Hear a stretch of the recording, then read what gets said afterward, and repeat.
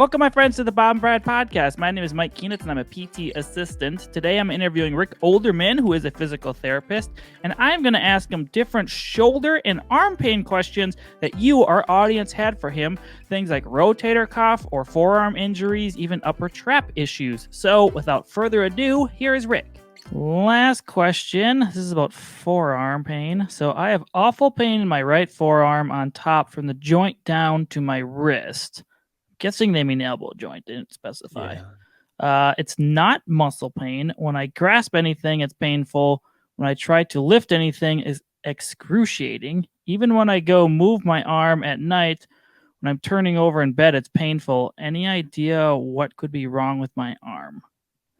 Yeah, so this is a great question. So in the forearm, we have deep rotators, pronator teres and a pronator quadratus, and then we have supinator muscle too. And what these muscles do is they control the hand moving, palm down to palm up.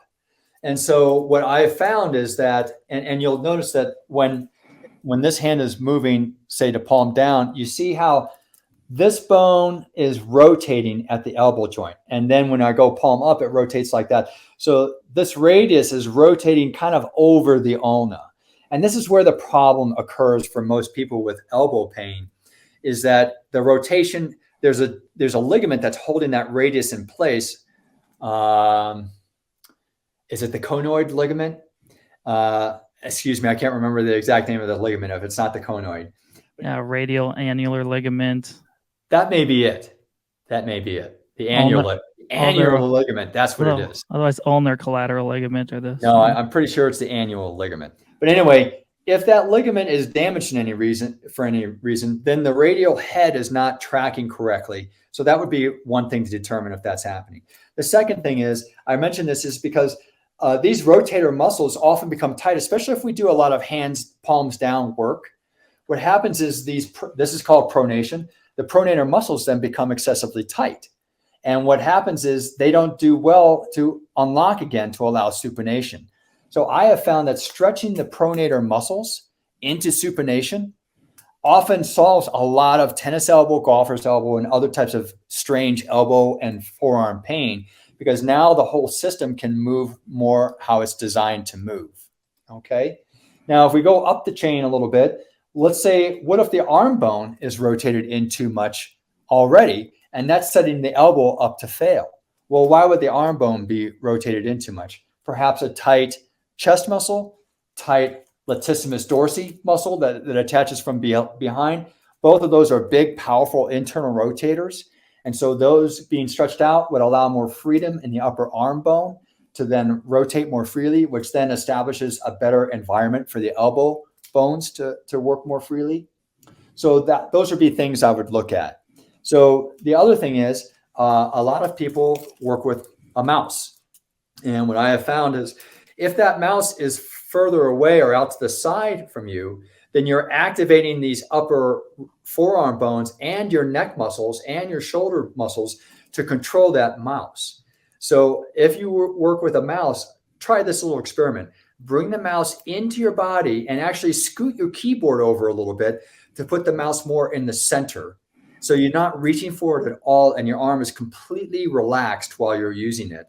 I once solved a guy's 20 years of neck pain by simply moving his mouse closer to his body, and his neck was no longer holding his arm up to do this mouse work, gone in like a couple days. And this is how the body reacts. When you find the right solution, the body reacts very rapidly. It heals very, very quickly. Then the last thing I would say is a lot of ergonomically, a lot of chairs at work don't fit our bodies. The elbow, when we're working, the elbow should be at the seam of our shirt on the side. And it should be supported so it's resting perhaps maybe a quarter to a half inch higher than what we think it should be. And where my hand is right now is where my keyboard or mouse should be. If my keyboard is not here or my mouse is not here, then I've got to make changes to my ergonomic setup so that they are here. Because the moment I start to move my arm forward, I've lost all the support of the arm of my chair, and I'm now using forearm extensors, shoulder muscles, neck muscles to hold this whole system up. what's the best way? Most chairs, even the best ergonomic chairs, can't be situated correctly for everyone. So what I ask a lot of people to do is bring pillows in from home, fold them in half, and stuff them between your body and the arm of the chair. Now you've got a big broad surface to rest your elbow on, and it usually is a little bit higher than the arm of your chair already. I mean, and a lot of people aren't even using arms on their chairs. Well, first of all, get an arm on your chair and then stuff that pillow in there and start using it, because that could be the stressor that's stressing this whole system for you.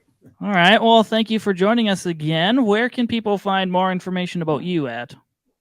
If they go to rickolderman.com, I have lots of free stuff there. I have some blogs. I have all my home programs, my practitioner training program, and there's a contact form there, of course, for me that you can use to reach out if you like. Okay, perfect. Well, thank you for joining us.